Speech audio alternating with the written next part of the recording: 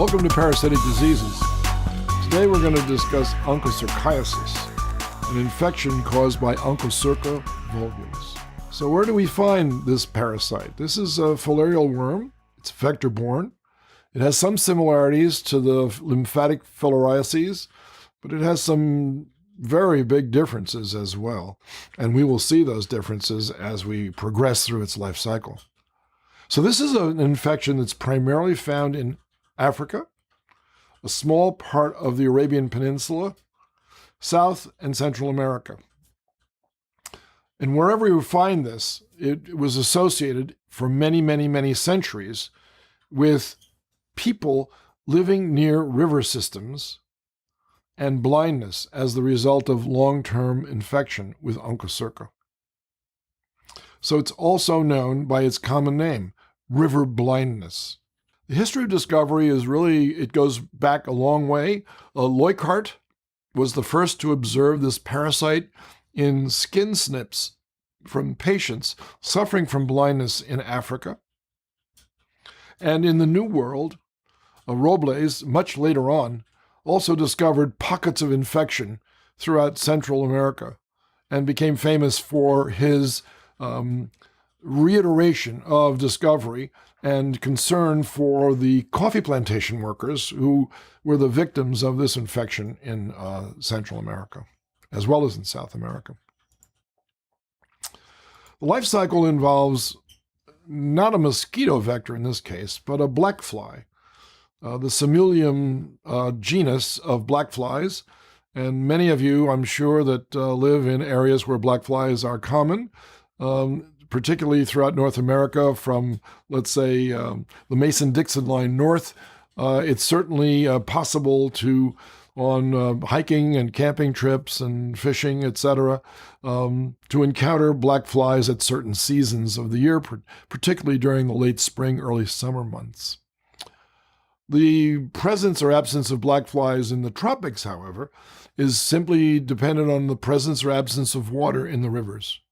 These are aquatic insects where they breed. The larvae live attached to rocks, and they are filter feeders, and they're freshwater organisms, basically. Then they hatch in the fresh water, and the fly obtains blood. Both males and females feed on blood, unlike the mosquitoes. Both male and female black flies suck blood from their victims, and they use the blood both for food, and the female, of course, uses it for egg production as well. The infection begins, as the other filarial infections began, by the bite of the vector, depositing larvae on the skin next to the bite wound. Now, black flies are more overt in their feeding behavior than mosquitoes. Mosquitoes have a proboscis that it uses to penetrate through the skin, and we barely know they're there. With black flies, everybody knows they're there because they have slicing blades that they use to make a hole in your skin in order to create a pool of blood that they can then suck up. And in doing so, the larvae migrate out of the mouth parts of the vector onto the skin, and they wait for the black fly to finish their meal. The larvae then crawl into the bite wound when the black fly flies off, or when we swat it and kill it. It wouldn't matter at that point because the worms are already positioned to enter the host. Now, the big difference between Onchocerca and Wuchereria is that the larvae of Wuchereria, as you will recall, must get involved in the lymphatic system somehow and then enter a lymphatic vessel and then grow as a result of being unable to penetrate beyond a certain level of the vessel's circulation, namely at a lymph node. In this case, Onchocerca has none of those worries.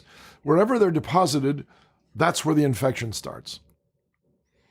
And this worm then takes its time growing up. It might take 3 to 4 months for the worms to achieve adulthood within this nodule that it creates for itself in the subcutaneous tissue wherever the black fly happened to deposit the larvae. So here the worms sit coiled up with each other, the males and females together. Mating occurs, and then the female worms begin to produce microfilaria, just like the other filarial worms. So where do the microfilaria go?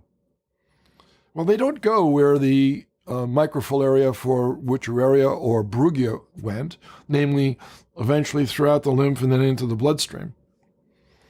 Where they go is through the subcutaneous tissue, and they stay there. They migrate all over the body and stay within the subcutaneous tissue. Now that sounds like not such a bad thing, because obviously subcutaneous tissue is our largest organ. The skin is the largest organ in the body, of course, and the subcutaneous tissue is fairly allergic to the presence or absence of small microbes, unless they cause abscess or something of this sort. This worm actually doesn't create any sensation whatsoever as it travels through the tissue. And it's microscopic. Remember, Leuckart was the first person to see it, and he actually didn't know it was connected to the life cycle until later on, when the life cycle was revealed by other people. So what's the consequence here? And the answer comes in knowing the role that its endosymbiont plays in this infection. So as I mentioned earlier, for Wuchereria, there is an endosymbiont, Wolbachia, that's found in the tissues of the worm. That same endosymbiont is found in Onchocerca volvulus. And in this case, the reaction to worms migrating through tissues for the metabolites, not of the worm itself, but rather the metabolites of the Wolbachia itself. That's what we react to. And I'll tell you how that story evolved after I just discussed the pathology of this. The worm's life cycle, though, continues as the result of these microfilaria migrating through the subcutaneous tissues. They are eventually picked up by a new black fly, an uninfected black fly, that creates a pool of blood. And in the surrounding subcutaneous tissues, the worms themselves are stimulated to seek out this wound, and they are then sucked up with the blood meal that the black fly obtains from that host, and it flies off for the life cycle to continue in the vector. Like the mosquitoes and Wuchereria, the microfilaria for Onchocerca penetrates out of the stomach of the black fly in this case, and infiltrates into a muscle fiber of the flight wing muscles, where it matures to an infectious third stage larva. Then as the black fly bites another host to obtain yet another blood meal, the life cycle is completed by the fact that the worm now, as a third stage larva, has found its way to the mouth parts of the black fly. And as the black fly feeds and slices its way through the tissues, the worms migrate out and are deposited on the surface. Black fly flies off, worms enter a new life cycle. So what is the consequence or consequences of exposure to the adult filarial parasites? And the answer is very little. The nodule that's created could be the size of a little end of your finger, or it could be the size of a walnut, depending on how many worms actually enter at that point. So you need more than one in order to complete this life cycle, obviously. But you can have 20 or 30 larvae at a time being deposited by heavily infected black flies in endemic centers. So the worms that develop there live there for their entire lifespan, and they obtain all of their nutrients through an ingenious re-engineering of host circulation. It reminds one of the nurse cell in Trichinella in that sense. The nurse cell in Trichinella was able to attract a circulation to it, as you'll recall. And in this case, the adult Onchocerca do the same thing.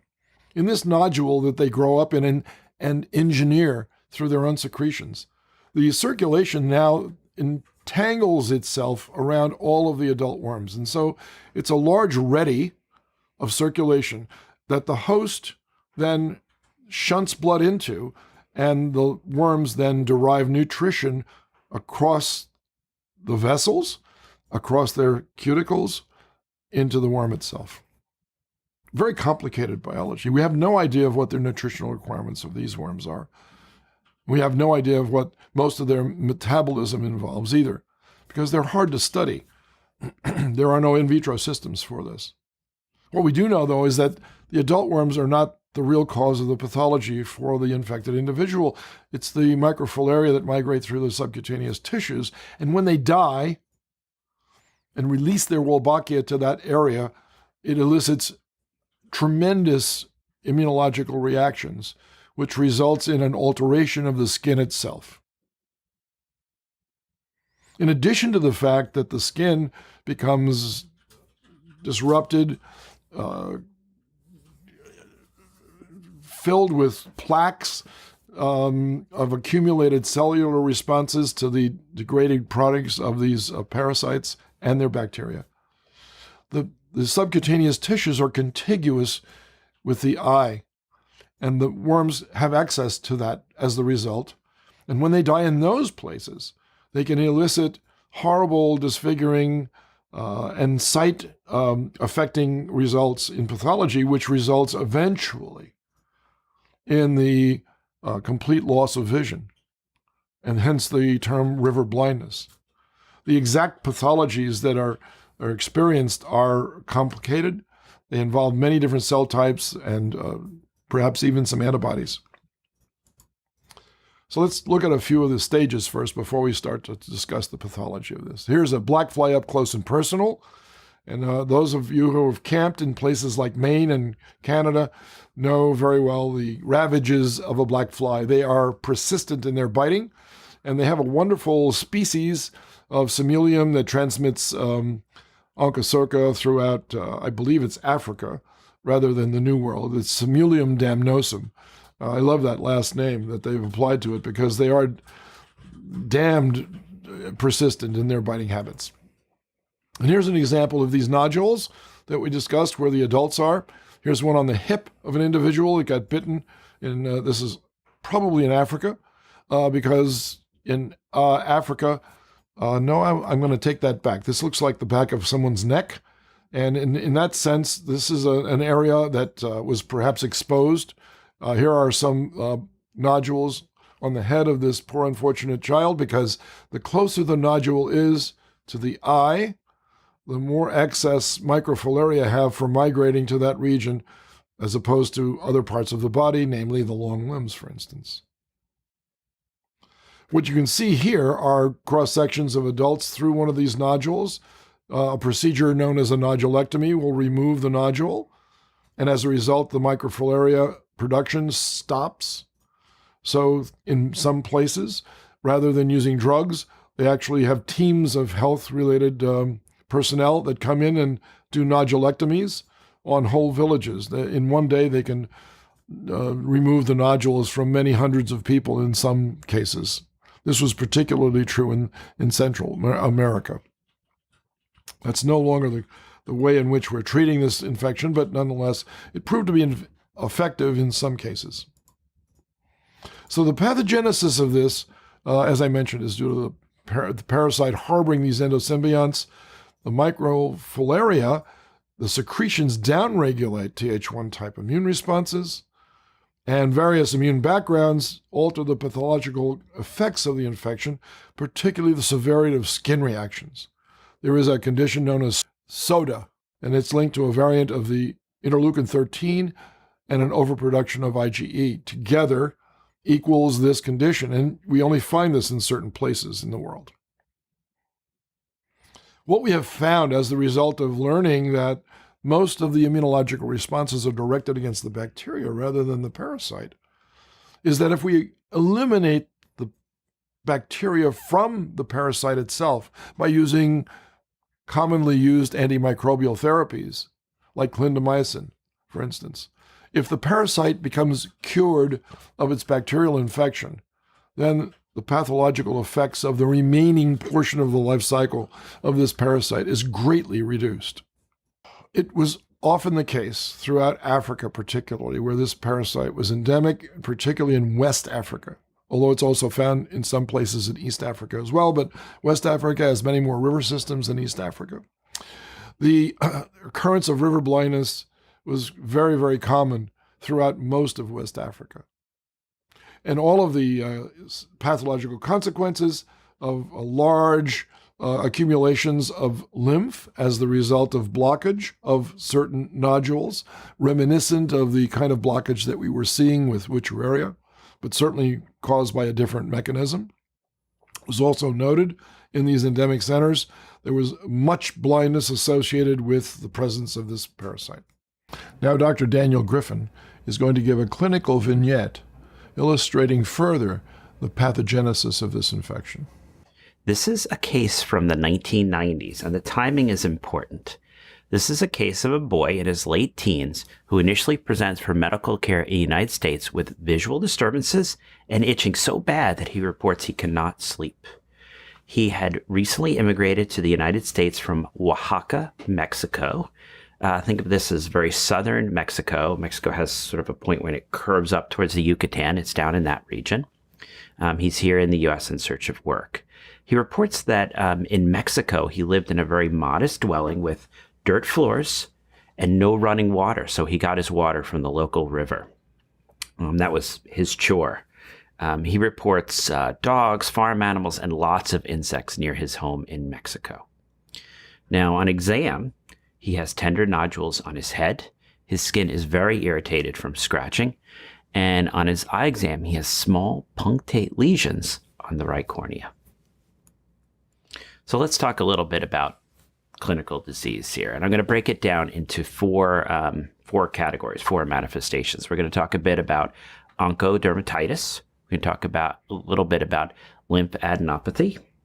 We're going to talk about ocular lesions, as well as we'll touch upon this interesting phenomenon, something called nodding syndrome. So let's start off with the onchodermatitis. And people think river blindness. Why are we not going right to the eyes? But let's talk about a clinical manifestation which is pretty significant. And this is the impact of Onchocerca on the skin. Now, there are several manifestations that we might see. There's a papular, and this can be acute and chronic.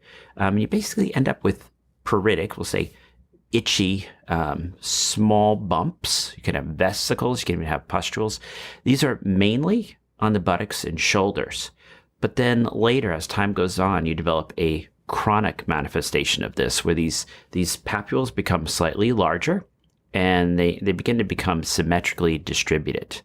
Over time, you actually can have impacts on pigmentation of the skin, and it can actually start involving areas around the waist. Now, Sauda, or lichenified onchodermatitis, this actually tends to be a geographically limited manifestation of the skin impact of Onchocerca. This is something that is described in the Sudan and in Yemen, and actually the name comes from the dark color to the plaques, and so Sauda actually comes from the Arabic word for dark. Another manifestation we see atrophy or hanging groin, and this takes years to develop. And this is where you lose the skin elasticity, and the skin can actually become thin and hanging. You see this particularly in areas around the waist, the buttocks, the lateral to I should say the groin, right? Hanging groin is the other name for this atrophy. And this is usually associated and in part brought on by intense pruritus, itching. People can even develop hernias in these areas. Another manifestation, which is quite striking visually, is the depigmentation, or the leopard skin. It's actually a patchy hypopigmentation, thinking as of a leopard with the patches. And this is a visual way that you can actually just look at a population and get some sort of low-tech means of estimating the prevalence of onchocercaiasis in that population. This, again, though, is takes years to develop. It's a chronic manifestation, so you're only going to see this in older individuals. So, when you're doing your prevalence estimate, you have to realize that this is only sort of the tip of the iceberg, the older folks that have had this for many years. Nodules. This is actually one of the classic things that people discuss. And this actually divides into mild and moderate to severe, basically the number and some degree size of the nodules, but really number.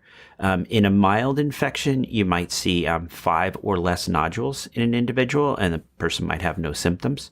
But in more severe infection, you might have 10 or more nodules. And As Dickson has discussed, these nodules actually are really a nest where you have adult worms.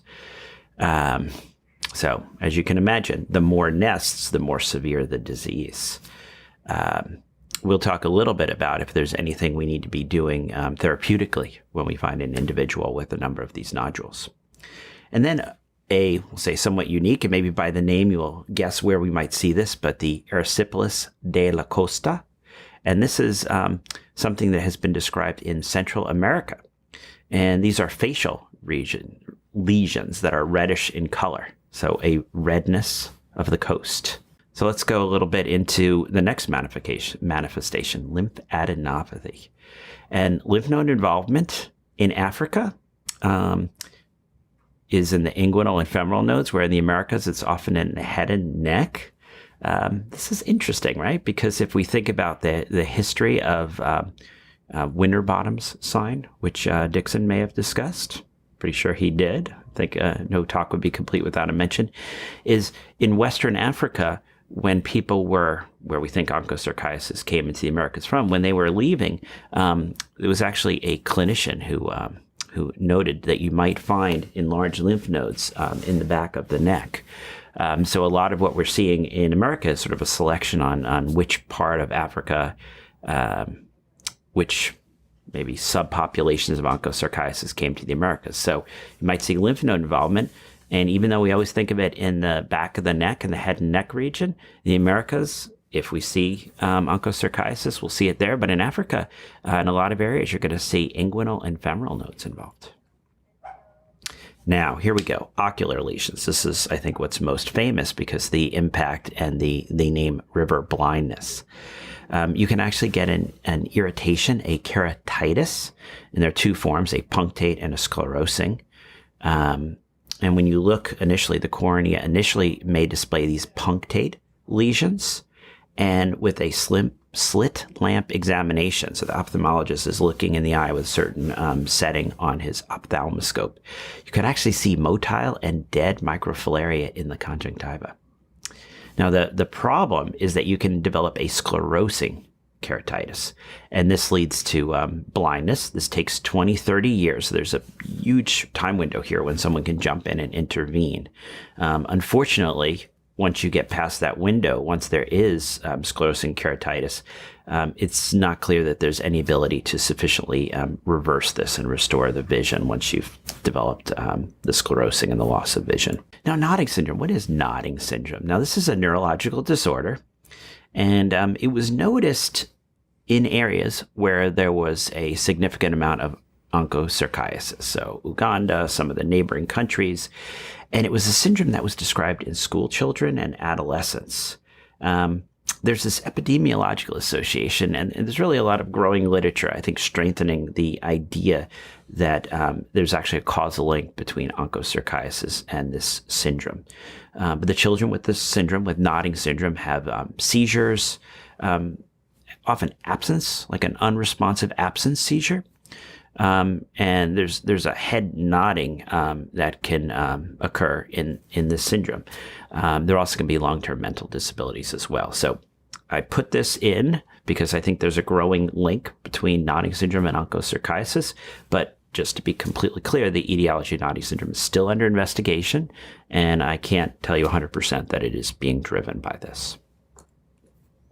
Just to give you some visuals, this individual in this picture here has actually gone through the whole process of sclerosing keratitis.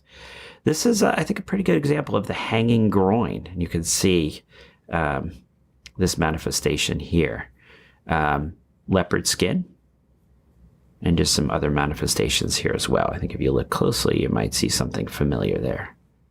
And what about diagnosis? You were considering this, and as I mentioned, I started off by talking about skin manifestations. Now, that's where the diagnosis can often be made. If you actually go ahead and you take small skin snips, you want them to be bloodless for examination, or you actually can look in the blood. That is one great way under microscopy to make the diagnosis. To increase your sensitivity, nucleic acid amplification tests have been developed. There also is serological testing, and this can help determine whether or not there's been prior exposure. As you can imagine, in an endemic area, that might not be quite as useful. There's something called the Noddy test, and there's certain things in parasitology that people love and sort of catch things. And the Noddy test was where you give a small dose of a therapeutic agent, DEC. They've actually gone and modified this, and a new approach is people use patches, and actually the patches are hard to get. So what they'll do is just apply a little bit of a topical DEC, cover it with a gauze or a bandage, and then see if you get a local reaction. Ultrasound imaging tests can actually be performed looking at those nodules, trying to determine whether or not these actually are nests and true Onchocercaiasis nodules that you're seeing. But also throw in the blood smear again, because when you're making this diagnosis, there are other things that might be going on in these areas, and you want to look at whether or not the person might have a secondary infection. That's going to impact our diagnostics, also going to impact our treatment to a large degree. And this is showing you a positive skin snip, as well as a biopsy. So you can, often in developed worlds, we maybe don't have as much experience with skin snips, and a biopsy is performed, but you can see here, over here is the skin snip. The thing about the skin snip is you want to take multiple ones, and you want to take it in particular areas where you feel like there's affected areas, as we say. Now, what about treatment? And this is one of those things where I want to make a point, and it's all in italics on our slide, and you guys will have access to these slide decks, is that we think of ivermectin as just a safe drug, no side effects. Well, this is one of those issues where we want to say, okay, maybe this is an exception to the rule. And the toxicity from ivermectin that we might see is not from the drug itself, but from a degree of antigenic load that we might get if a person has a large, we'll say helminth, or I should say a large parasite burden. And then the dead and dying parasites can lead to an immune response, fever, angioedema, pruritus, even encephalopathy. So let's be a little careful there. You want to get a sense, and this isn't something where I want people to read the slide and then quickly treat people with ivermectin. So a little bit of subtleties here to doing this safely. But in an endemic area, there are often these mass treatment programs where people are getting ivermectin every 6 months, and they're doing this for years, because ivermectin will not kill the adults. Outside the endemic area, if somebody ends up getting treated and ivermectin is used, they might do this for every 6 months. They might do this for every several years until they reach a level of asymptomatic. An alternative is doxycycline. They'll do 100 milligrams PO 1 time a day times 6 weeks, followed by ivermectin. And this is targeting the Wolbachia symbiont. So little subtleties here to the treatment, which are important subtleties. Now, what about our patient? Now, our patient, interesting enough, right? 1990s, coming from Mexico. Well, back in the 1990s, we still had pockets of Onchocercaiasis in Mexico. And so this infectious disease specialist who saw this individual was aware of that epidemiology and actually arranged, even in a developed country, for skin snips to be done. Small, bloodless skin snips were done. They actually, in this case, it was done with, you do an alcohol prep, pinch up the skin, and a small blade scalpel was used.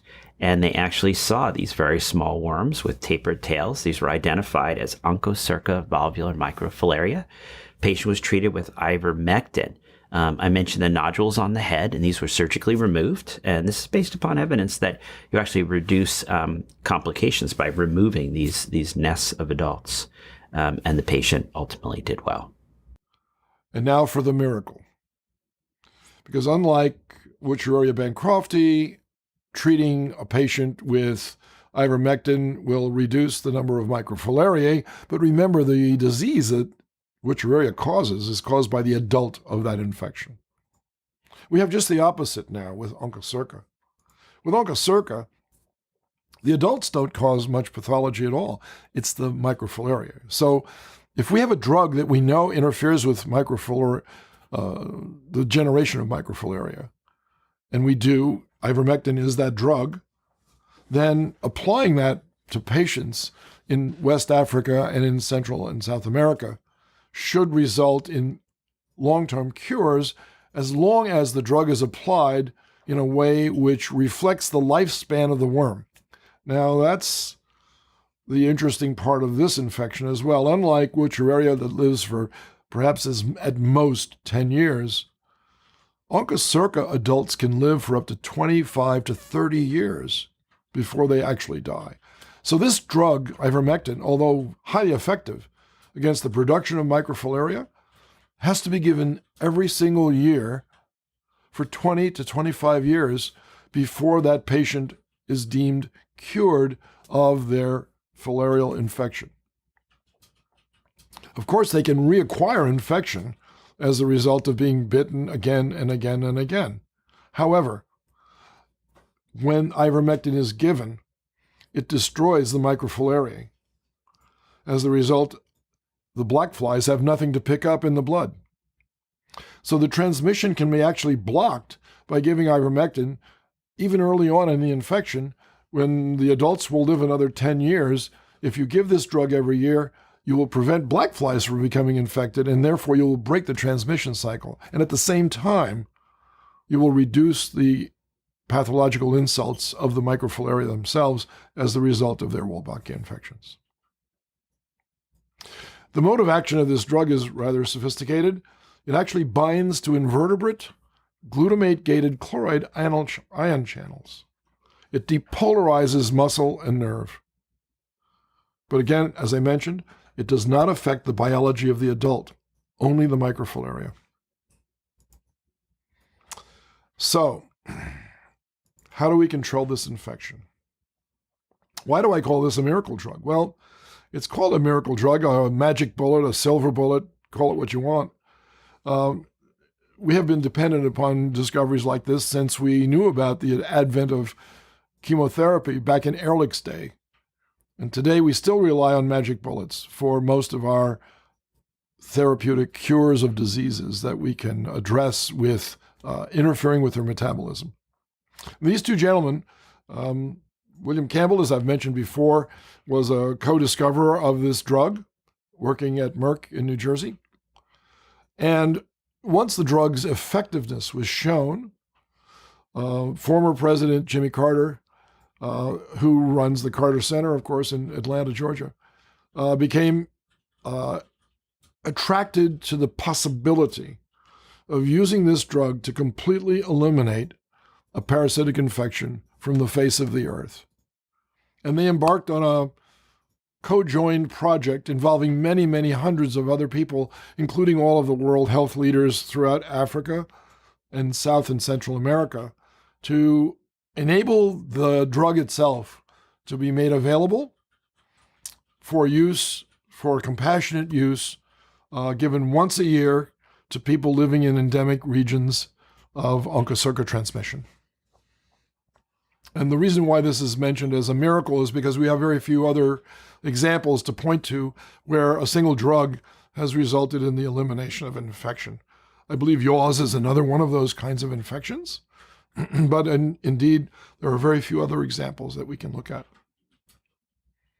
So this is a chart of how much ivermectin has been given over a long period of time, and the trade name of this drug is Mectizan, and so it's known as the Mectizan Donation Program.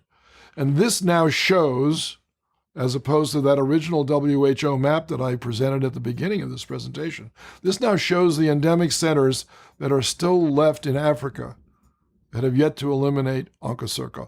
All of the rest of West Africa and many portions of East Africa are completely Onchocerca free as the result of this giveaway program by a drug company to the world. And that's why we continue to rely on research in pharmaceutical industries in general to produce similar drugs for similar problems. And we continue to pin our hopes on these findings as well. I could talk a lot more about this because there's a lot more to know. So I highly recommend this review article about the 25-year history of the use of Mectizan and the impact on onchocercaiasis It's an excellent review article published recently. And you can also listen to several episodes of Onchocerca Biology on microbe.tv/TWIP.